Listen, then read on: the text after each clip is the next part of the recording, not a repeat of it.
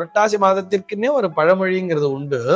பொன்னுருக காய்ந்து மண்ணுருக பேயும் புரட்டாசியில் அப்படின்னு சொல்லுவா. இந்த புரட்டாசி மாதம் என்பது முழுக்க முழுக்க பெருமாளுக்குரிய மாதமாகவே பார்க்கப்படுகிறது. அதுவும் இந்த புரட்டாசி அப்படின்னு சொல்லிட்டாலே நமக்கு அந்த பெருமாள் ஞாபகங்கிறது வந்துடணும். இன்னைக்கு நம்ம என்ன பார்க்க போறோம் சொன்னா, ஒரு நேயரினுடைய கேள்விக்கான விடையைத்தான் பார்க்க போகிறோம். இந்த நேயர் என்ன கேட்டிருக்கார் அப்படின்னு சொல்லி பார்த்தோம்னா, புரட்டாசி மாதத்தில் அசைவ உணவுகளை ஏன் தவிர்க்க சொல்கிறார்கள் அப்படிங்கிறது தான் அவருடைய கேள்வியாக அமைந்திருக்கிறது. பொதுவா புரட்டாசி மாதம் வந்துட்டாலே என்ன தெரியுமா சொல்லுவா, புரட்டாசி மாதத்திற்குன்னே ஒரு பழமொழிங்கிறது உண்டு. பொன்னுருக காய்ந்து மண்ணுருக பேயும் புரட்டாசியில் அப்படின்னு சொல்லுவா. இது என்ன பொன்னுருக காய்ந்து அப்படின்னு சொன்னா, பகல் நேரத்திலே அந்த தங்கமே உருகக்கூடிய அளவிற்கு வெப்பத்தினுடைய தாக்கம் என்பது அதிகமாக இருக்குமாம். அந்த வெயிலினுடைய தாக்கம் என்பது அதிகமாக இருக்கும். அந்த வெயிலினுடைய கடுமையினாலே, அந்த கடுமையான உஷ்ணத்தின் காரணமாக தங்கம் என்பதுமே உருகி விடுமாம். பொன்னுருக காயும்னு சொல்றார். ஆனால் அதே நேரத்திலே இரவு நேரத்திலே பார்த்தோம்னா, மாலை பொழுதிலே நன்றாக கடுமையாக மழை பொழியும். எப்படி? மண் உருகுகின்ற அளவிற்கு, மண்ணே உருகி ஓடுற அளவிற்கு, இந்த பூமியிலே இருக்கக்கூடிய மண் உருகி ஓடுற அளவுக்கு கடுமையான மழை பொழிவும் இருக்குமாம். இப்படி தட்ப வெப்பநிலை என்பது மாறி மாறி இருந்து கொண்டிருக்கும் புரட்டாசி மாதத்திலே.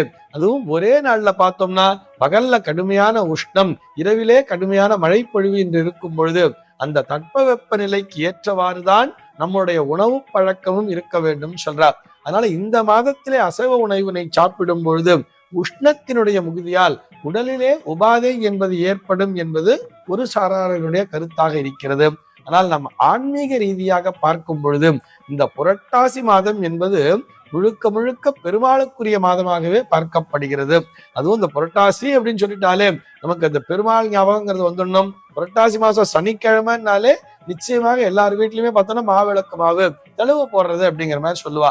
பெருமாளை நினைத்து விரதம் இருக்கக்கூடிய மாதமாகவே புரட்டாசி மாதம் என்பது அமைந்திருக்கிறது.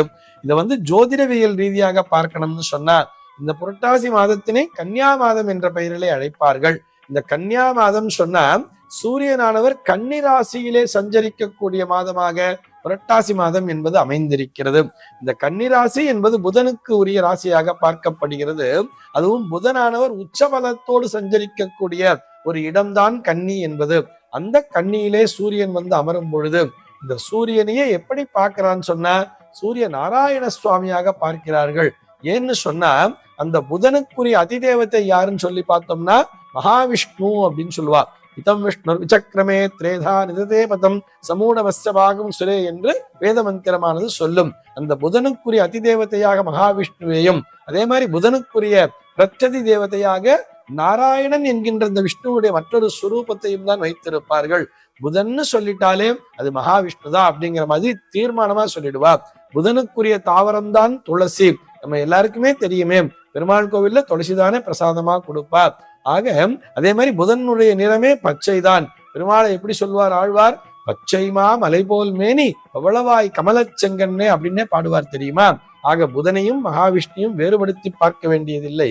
ஆக அந்த கன்னியா ராசியை எப்படி பார்க்கறான்னு சொல்லி பார்த்தோம்னா, ஒரு விஷ்ணு லோகமாகவே பார்க்கிறார்கள். அந்த விஷ்ணு லோகத்திலே சூரியன் அமருகின்ற அந்த நேரத்திலே அவர் சூரிய நாராயண சுவாமியாகவே காட்சி அளிக்கிறார்.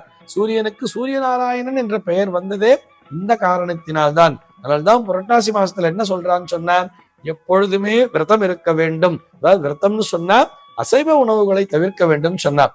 எதுக்காகன்னு சொன்னா, அசைவ உணவு என்பது நம்முடைய உடம்பிலே மற்றொரு, அதாவது என்ன சொல்லுவானா, ரஜோகுணம் என்பதை தூண்டும். அந்த ரஜோகுணம் இல்லாமல் சத்வகுணத்துடன் இருக்க வேண்டும்.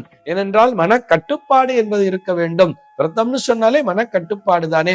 ஒரு மனதிலே ஒரு கட்டுப்பாடு என்பது இருக்க வேண்டும், மன உறுதி என்பதும் இருக்க வேண்டும் என்பதற்காகத்தான் அசைவ உணவுகளை இந்த மாதத்திலே தவிர்க்க வேண்டும் சொன்னார். இப்படி கட்டுப்பாடோடு நாம் வாழும் பொழுது நிச்சயமாக நமக்கு அனைத்து நற்பலன்களும் கிடைக்கும் தானே. இது போக புரட்டாசி மாதத்திலே வரக்கூடிய அந்த அமாவாசையைத்தான் மகாலய அமாவாசை என்று அழைக்கிறார்கள். இந்த மகாலய அமாவாசை நாளில் தானே நாம் முன்னோர் வழிபாட்டினை செய்கிறோம். மறந்தவனுக்கெல்லாம் மகாலயத்துல கொடுன்னு சொல்றார்.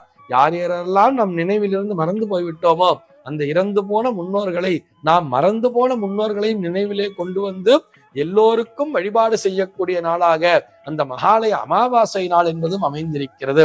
இது புரட்டாசி மாதத்திலே வரக்கூடிய அமாவாசையாக அமைந்திருக்கிறது.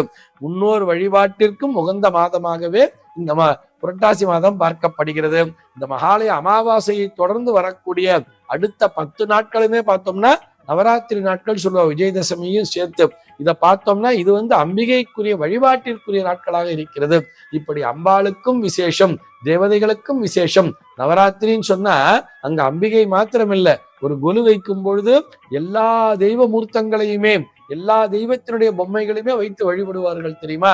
இப்படி முன்னோர் வழிபாட்டிற்கும் சரி, தெய்வ வழிபாட்டிற்கும் சரி, இவை இரண்டையும் கலந்த ஒரு மாதமாக இந்த புரட்டாசி மாதம் என்பது இருப்பதால் இந்த மாதத்திலே கண்டிப்பாக அசைவ உணவுகளை தவிர்க்க வேண்டும் என்று நம்முடைய பெரியவர்கள் சொல்லி வைத்தார்கள். சர்வே ஜனாஹ சுகினோ பவந்து.